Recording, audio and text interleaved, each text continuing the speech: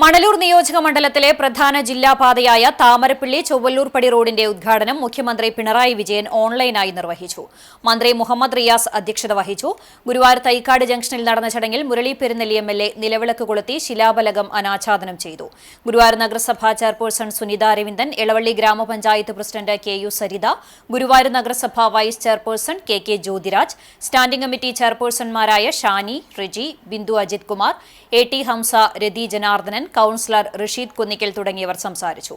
NABARD RIDF പദ്ധതിയിൽ ഉൾപ്പെടുത്തി 8 കോടി രൂപ ചിലവഴിച്ച് BM&BC നിലവാരത്തിലാണ് 6.7 കിലോമീറ്റർ റോഡ് ടാർ ചെയ്തത്. നിറഞ്ഞ സന്തോഷത്തിൽ പങ്കുചേർന്നുകൊണ്ട് അമ്പൂരി കുമ്പിച്ചൽക്കടവ് പാലം എല്ലാവരുടെയും അനുമതിയോടെ നാടിന് സമർപ്പിച്ചതായി ആദ്യമായും അറിയിക്കട്ടെ. ദീർഘകാല സ്വപ്നം യാഥാർത്ഥ്യമാകുന്നത്